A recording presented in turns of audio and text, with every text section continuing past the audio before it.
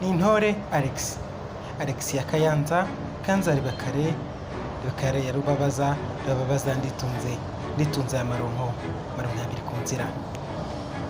biri ku nzira ya Gatara hori mwene ndi nibwira. Ibi ni Birori TV.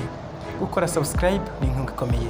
Kora subscribe urakoze cyane, ukande kuri yanzogera amakuru yacu ajya kugeraho ku gihe. Kora comment, subscribe, like, dufashanye dukomeze tugendane, tubahe amakuru agezweho. Niyo gahunda nakubwiye, uri Intore komeza utsinde. Umunyamabanga mukuru w'umuryango w'ibihugu bihuza cyangwa bikoresha igifaransa OIF, Louise Mushikiwabo ategerejwe muri Repubulika Iharanira Demokarasi ya Kongo mu rwego rwo gutangiraza imikino ihuza ibihugu bigize uwo muryango Jeux de la Francophonie ni igiye gutuma Louise Mushikiwabo agera muri demokarasi ya Kongo. Louise Mushikiwabo azajya muri Repubulika Iharanira Demokarasi ya Kongo gutangiza imikino ya Francophonie izaba kuri tariki ya 28 Nyakanga kugera kuri tariki 6 Kanama 2023. RFI yatangaje iyi nkuru, yatangaje iyi nkuru rwose niyo twabikuye, usibye kuba twabikura n'ahandi. RFI yatangaje ko umuvugizi wa guverinoma ya Kongo Patrick Muyaya kuwa 24 Nyakanga 2023 yavuze ko ibitangazamakuru bitandukanye byo muri Kongo byari byatangaje ko umunyarwanda akaba n'umunyamabanga mukuru wa OIF Louise Mushikiwabo atifuzwa muri iyi mikino kubera umwuka mubi uri hagati y'ibihugu byombi. RFI isubiramo amagambo ya Patrick Muyaya ahinyuza ibyatangajwe atari ukuri. Patrick Muyaya niwe wavuze ko ibyo yatangaje atari ukuri. Ntawamenya niba arabivuze cyangwa atarabivuze, ibyo ntitubizi. Yagize ati Patrick Muyaya ati Madamu Louise Mushikiwabo azaba ari Kinshasa kubera imikino ya Francophonie, ari igikorwa cya OIF.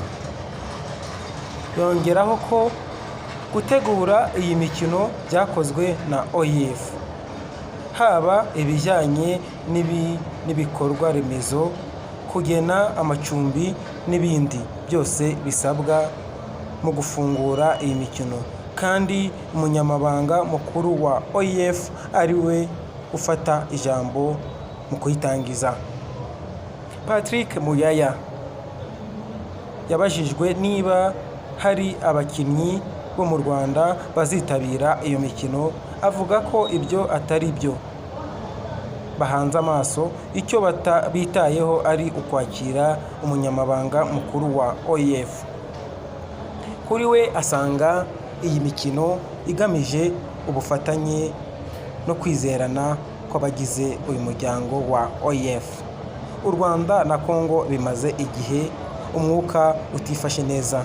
Nibyo, umwuka umaze iminsi utifashe neza, warabyumvishe, ugenda ubyumva, niko kuri. RDC ishinja u Rwanda gushyigikira imitwe yitwaje intwaro harimo na M23, ibintu impande zombi zitahwemye kwamaganira kure. Imikino ihuza ibihugu bya OIF izabera muri Repubulika Iharanira Demokarasi ya Kongo. Izitabirwa n'ibihugu 36 muri 39 byagombaga kwitabira. Ni mu gihe abakinnyi bo barenga 2,000 ari bo bazitabira.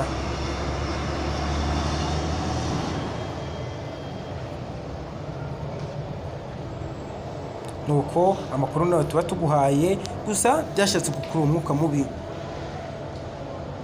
Babisomaga ku itangazamakuru, ibinyamakuru byanditse ko Patrick Muyaya yabyanze. Patrick Muyaya ahanyuza ayo makuru, yagize ati Louise Mushikiwabo ni umuyobozi mukuru wa OIF.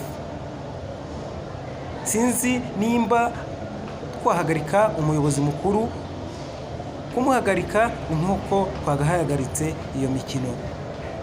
Patrick Muyaya yakomeje agira ati ibyo simbizi, sinabyitayeho, icyo mpanze amaso ni imikino ya Francophonie, cyane ko ari nayo iteganyijwe. Ibyo bavuga simbizi, ntiyemeye cyangwa ngo ahakane, yabaye nk'ujijisha.